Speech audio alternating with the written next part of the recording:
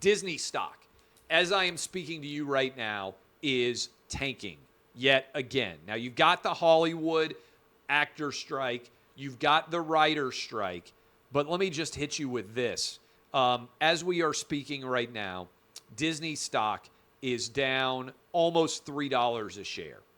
Disney stock is right now trading at roughly the same price that it was all the way back in, let's see, October of 2014. Think about how crazy that is. October of 2014. If you had bought stock in Disney in October, it's even worse than this, June of 2014.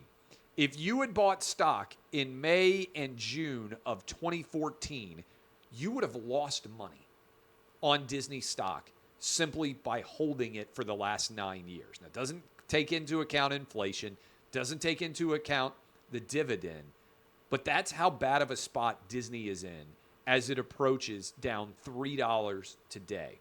I think this Snow White thing is really cutting through and epitomizing for many people exactly how out of touch woke Disney has become. If you missed this story, over the weekend, Disney came out, Pictures did, first of all, Disney is remaking all their animated movies as live action films. Lion King, Aladdin, most recently they just did The Little Mermaid.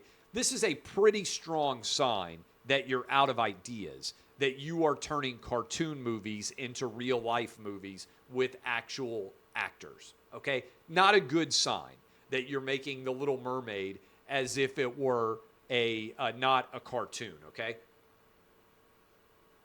But for Snow White, they are doing away with the 7 dwarfs. They have only 1 dwarf, and then they have 6 full-sized adults who are playing the role of the 7 dwarfs, and they all look like sort of androgynous, creepy, weird.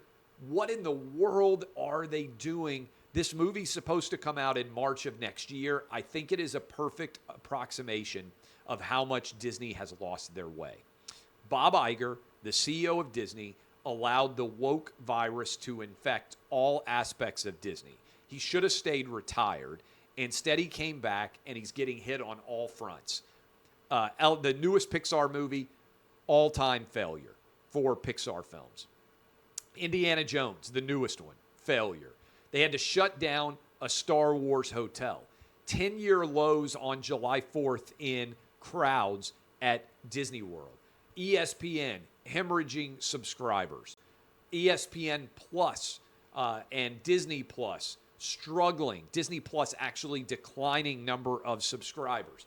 All of these fronts hitting Disney simultaneously, and the cost associated with being super woke going to be the most difficult of all. This Snow White movie feels like the live-action version of Snow White, which also, by the way, has a Latina Snow White, whatever. It just feels desperate.